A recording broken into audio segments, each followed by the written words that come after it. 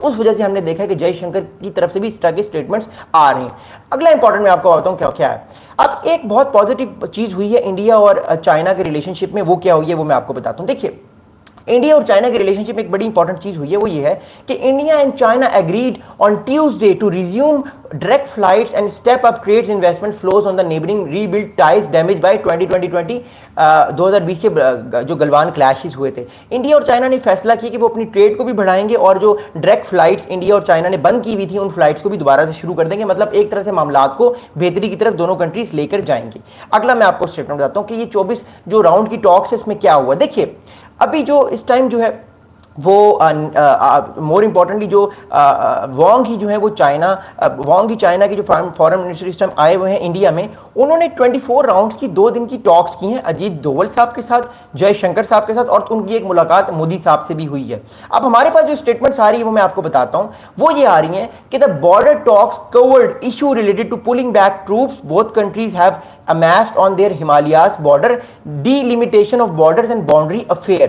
अब जो बात हुई है बॉर्डर टॉक्स को लेके वो ये हुई है कि इंडिया और चाइना ये चाह रहे हैं कि दोनों अपनी अपनी जो फौजें हैं, जो उन्होंने दोनों कंट्रीज ने अपनी अपनी इतनी सारी फौजें जो हैं, इतनी सारी बटालियंस जो है वो हिमालयाज पे रख ली हैं, अस्काई चैन पे रख ली हैं, या इसके अलावा जो गलवान वाला इलाका है सारा from north to the chicken neck, उस सारे इलाके से अपनी फौजों को डी एस्केलेट करने के लिए फौजें कम कर दें, क्योंकि 2020 से इंडिया की भी फौजें बहुत ज़्यादा बैठी हुई हैं गलवान वैली और उस सारे नॉर्थ वाले इलाके पे चाइना बॉर्डर पे, और चाइना की भी फौजें भारत के बॉर्डर पे बैठी हुई हैं, कभी भी जंग होने का खतरा है। तो that's a thing right now कि दोनों कंट्रीज चाह रहे हैं किसी ना किसी तरीके से अपनी फौजों को पीछे कर लें ताकि कोई इंसिडेंट ना हो, कोई जंग दोनों के ममालिक के दरमियान ना हो। अगला इंपॉर्टेंट स्टेटमेंट मैं आपको बताता हूं कि दोनों किसी ना किसी तरीके से कंट्रीज चाह रहे हैं कि चाइना और भारत जो है वो बॉर्डर को सही तरीके से डीमार्केशन कर लें। देखिए, जब भारत 1947 में आज़ाद हुआ, जब ब्रिटिश इंडिया यहाँ से गया, सारे ये लोग ये खाता क्लियर हुआ, उस टाइम जो है तब से चाइना और इंडिया के माबैन जो बॉर्डर है उस बॉर्डर पे बहुत सारे मामलात ख़राब हुए हुए हैं। अब इंडिया भी चाहता है कि वो बॉर्डर के मामलात ठीक हों,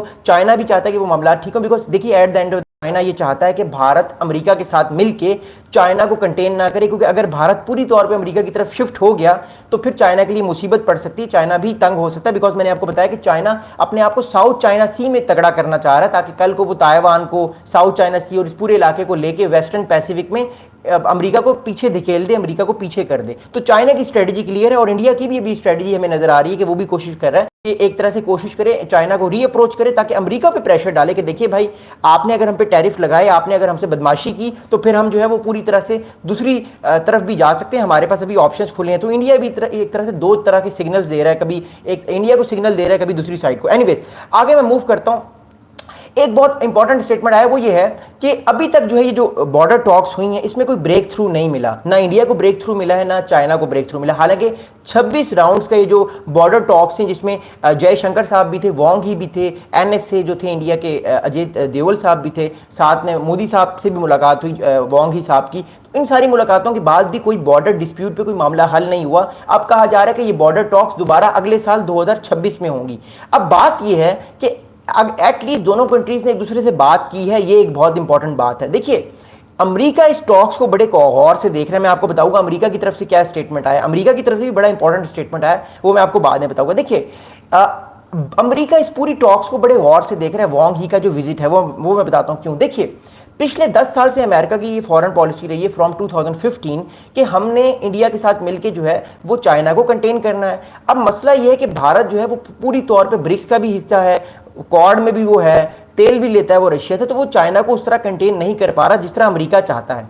अमेरिका की तरफ से बड़े इस बहुत गुस्सा पाया जा रहा है कि भारत जो है वो अमेरिका की बात क्यों नहीं मान रहा। That's the basic reason why I am saying कि अमेरिका भी इस पूरी टॉक्स को बड़े गौर से देख रहा है और आने वाले टाइम पे बड़े गौर से देखेगा। और चाइनीज जो मिनिस्ट्री है वो भी इन चीज़ों को बड़े गौर से देख रही है कि इंडिया किस तरफ, इंडिया का जो ऊंट है वो किस करवट जो है वो बदलेगा। But the thing is that right now कि इंडिया भी इस चीज़ को बड़े गौर से अपनी फॉरेन पॉलिसी को नई तरीके से इन्वेंट कर रहा है और चाइना और अमेरिका भी इस चीज़ को बड़े गौर से देख रहे हैं और इसमें पाकिस्तान का भी रोल बड़ा इंपॉर्टेंट है। मैं पाकिस्तान पे आता हूं बट फिलहाल मैं भी इस टाइम इंडिया और चाइना और अमेरिका पे रहना चाहता हूं। अच्छा, अगली बात क्या, देखिए चाइनीज जो फॉरेन मिनिस्ट्री है वहां से एक बहुत इंपॉर्टेंट एक रीड आउट आया है।